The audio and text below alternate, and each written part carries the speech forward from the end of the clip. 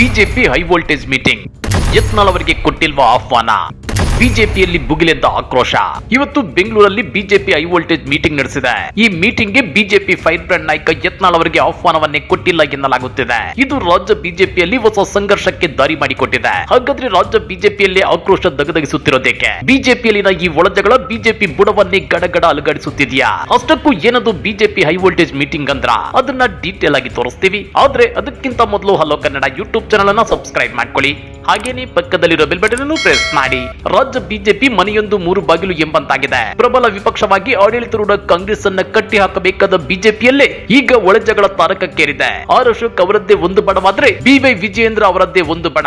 ಮತ್ತೊಂದು ಕಡೆ ಸಿ.ಟಿ. ರವಿ ಅವರದ್ದೊಂದು, ವಿಜಯಪುರ ಶಾಸಕ ಬಸನಗೌಡ ಪಾಟೀಲ್ ಯತ್ನಾಳ್ ಅವರದ್ದೊಂದು ಬಣಗಳು ಸೃಷ್ಟಿಯಾಗಿವೆ. ಪರಿಸ್ಥಿತಿ ಹೀಗಿರುವಾಗಲೇ ಜುಲೈ 15ರಿಂದ ವಿಧಾನಮಂಡಲ ಅಧಿವೇಶನ ಆರಂಭವಾಗಲಿದೆ. ಹೀಗಾಗಿ ಸದನದಲ್ಲಿ ಕಾಂಗ್ರೆಸ್ ಪಕ್ಷವನ್ನ ಕಟ್ಟಿ ಹಾಕಲು ಯಾವೆಲ್ಲ ತಂತ್ರಗಳನ್ನು ಅನುಸರಿಸಬೇಕು, ಯಾವೆಲ್ಲ ವಿಷಯಗಳನ್ನ ಹೇಗೆ ಪ್ರಸ್ತಾಪಿಸಿ ಸರ್ಕಾರವನ್ನ ಇಕ್ಕಟ್ಟಿಗೆ ಸಿಲುಕಿಸಬೇಕು ಅನ್ನೋ ಕುರಿತು ಬೆಂಗಳೂರಿನ ಖಾಸಗಿ ಹೋಟೆಲ್ನಲ್ಲಿ ಚರ್ಚೆ ನಡೆಸಲಾಗಿದೆ. ಆದ್ರೆ ಈ ಪ್ರಮುಖ ಸಭೆಗೆ ಬಿಜೆಪಿಯ ಫೈರ್ ಬ್ರಾಂಡ್ ನಾಯಕ ಯತ್ನಾಳ್ ಅವರಿಗೆ ಆಹ್ವಾನವನ್ನೇ ಕೊಟ್ಟಿಲ್ಲ ಎನ್ನಲಾಗುತ್ತಿದೆ. ನಿಮ್ಗೆ ಗೊತ್ತಿರಲಿ, ಕಳೆದ ವಿಧಾನಸಭಾ ಅಧಿವೇಶನದ ವೇಳೆ ವಿಪಕ್ಷ ನಾಯಕ ಆರ್ ಅಶೋಕ್ ಇದ್ರು. ಅಘೋಷಿತ ವಿಪಕ್ಷ ನಾಯಕರಂತೆ ಯತ್ನಾಳ್ ಸರ್ಕಾರದ ವಿರುದ್ಧ ಮುಗಿಬಿದ್ದಿದ್ರು. ಸದನದಲ್ಲಿ ಪದೇ ಪದೇ ಎದ್ದು ನಿಂತು ಪ್ರಶ್ನೆಗಳನ್ನ ಕೇಳ್ತಾನೆ ಇದ್ರು. ಇದನ್ನ ಕಂಡು ಒಂದು ಕಡೆ ಆರ್ ಅಶೋಕ್ ಅವರೇ ಇಲ್ಲಿ ವಿಪಕ್ಷ ನಾಯಕ ನಾನಾ ಯತ್ನಾಳ್ ಅವರ ಅನ್ನೋ ಕನ್ಫ್ಯೂಷನ್ ಗೆ ಒಳಗಾಗಿದ್ರು. ಮತ್ತೊಂದು ಕಡೆ ಬಿಜೆಪಿ ರಾಜ್ಯಾಧ್ಯಕ್ಷ ಬಿ.ವೈ. ವಿಜಯೇಂದ್ರ ತಮ್ಮದೇ ರೀತಿಯಲ್ಲಿ ಸದನದಲ್ಲಿ ಶೈನ್ ಆಗಲು ಯತ್ನಿಸಿದ್ರು. ಹೀಗಾಗಿ ಸದ್ಯ ರಾಜ್ಯ ಬಿಜೆಪಿ ಬತ್ತಳಿಕೆಯಲ್ಲಿ ಸರ್ಕಾರದ ಮೇಲೆ ಮುಗಿಬೀಳಲು ಸಾಲು ಸಾಲು ಅಸ್ತ್ರಗಳಿವೆ. ಅದರಲ್ಲೂ ವಾಲ್ಮೀಕಿ ನಿಗಮ ಹಗರಣ, ಮೂಡ ಹಗರಣ ಪ್ರಮುಖ ವಿಷಯಗಳಾಗಿವೆ. ಮೊದಲ ದಿನದಿಂದಲೇ ಸರ್ಕಾರದ ವಿರುದ್ಧ ಹೋರಾಟ ಮಾಡಬೇಕು ಅನ್ನೋ ಕುರಿತು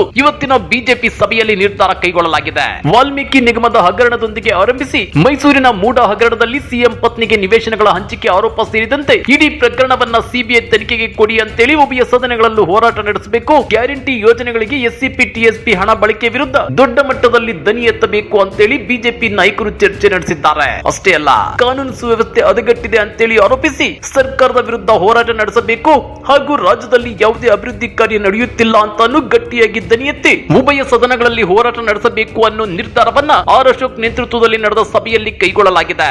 ಆದ್ರೆ ವಾಲ್ಮೀಕಿ ನಿಗಮದಲ್ಲಿ ನಡೆದಿದೆ ಎನ್ನಲಾದ ಅವ್ಯವಹಾರ, ಮೈಸೂರಲ್ಲಿ ಸಿಎಂ ಪತ್ನಿಗೆ ನಿವೇಶನಗಳ ಹಂಚಿಕೆ ಇವೆಲ್ಲ ಆರೋಪಗಳೇ ವಿನಃ ಅಪರಾಧಗಳಲ್ಲ. ಆರೋಪ ಮಾಡಿದ ತಕ್ಷಣ ಅಪರಾಧವಾಗಲ್ಲ.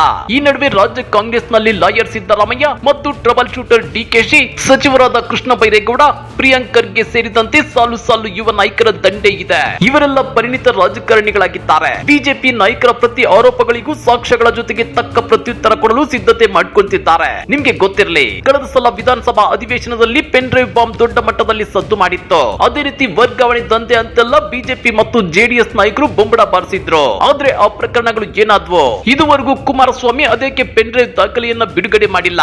ಇಲ್ಲಿ ಹೋದ್ರೆ ಹುಲಿ ಹೋಯ್ತು ಅನ್ನೋ ರೀತಿ ಕಮಲದಳ ಪಕ್ಷಗಳ ನಾಯಕರು ವರ್ತಿಸುತ್ತಿದ್ದಾರೆ. ಇವರ ಆರೋಪಗಳಿಗೆ ಸಾಕ್ಷ್ಯಗಳೇ ಇಲ್ಲ. ಮೀಡಿಯಾದಲ್ಲಿ ಹೈಲೈಟ್ ಆಗೋದಕ್ಕಾಗಿ ಸರ್ಕಾರದ ಮೇಲೆ ಪುಗ್ಸಟ್ಟೆ ಆರೋಪಗಳನ್ನ ಮಾಡ್ತಿದ್ದಾರೆ. ಆದ್ರೆ ಸೋಮವಾರದಿಂದ ನಡೆಯುವ ವಿಧಾನಸಭಾ ಅಧಿವೇಶನದಲ್ಲಿ ಸಿಎಂ ಸಿದ್ದರಾಮಯ್ಯ ಕೇಳೋ ಪ್ರಶ್ನೆಗಳಿಗೆ ವಿಪಕ್ಷಗಳ ನಾಯಕರು ಅದೇಗೆ ಉತ್ತರ ಕೊಡ್ತಾರೆ ಅನ್ನೋ ಕುತೂಹಲ ಗರಿಗೆದರಿದೆ. ಜೊತೆಗೆ ವಿಪಕ್ಷ ನಾಯಕರು ಸಾಕ್ಷಿ ಸಮೇತ ಆರೋಪ ಮಾಡಿ ಸರ್ಕಾರವನ್ನ ಕಟ್ಟಿ ಹಾಕ್ತಾರಾ, ಇಲ್ಲ ಬರೀ ಗಾಳಿಯಲ್ಲಿ ಗುಂಡು ಹೊಡೆದು ಮತ್ತೆ ಏನಿಲ್ಲ ಬಜೆಟ್ ನಲ್ಲಿ ಏನಿಲ್ಲ ಅಂತೇಳಿ ಹಾಡು ಹೇಳ್ಕೊಂಡು ಸದನದಿಂದ ಹೊರ ನಡೆದಂತೆ ಈ ಸಲವು ಬರೀ ಗದ್ದಲ ಗಲಾಟೆ ಎಬ್ಬಿಸಿ ಸದನದಿಂದ ಹೊರ ನಡೆಯುತ್ತಾರಾ ಅನ್ನೋದನ್ನ ಕಾದು ನೋಡಬೇಕಾಗಿದೆ. ಈ ಬಗ್ಗೆ ನೀವೇನಂತೀರಾ? ಕಮೆಂಟ್ ಮಾಡಿ, ವಿಡಿಯೋ ಲೈಕ್ ಮಾಡಿ, ಶೇರ್ ಮಾಡಿ. ಇಂತ ಮತ್ತಷ್ಟು ರೋಚಕ ರಾಜಕೀಯ ಸುದ್ದಿಗಳನ್ನ ಮಿಸ್ ಮಾಡದೆ ನೋಡ್ಬೇಕು ಅಂದ್ರೆ ಹಲೋ ಕನ್ನಡ ಯೂಟ್ಯೂಬ್ ಚಾನಲ್ ಅನ್ನ ಸಬ್ಸ್ಕ್ರೈಬ್ ಮಾಡ್ಕೊಳ್ಳಿ.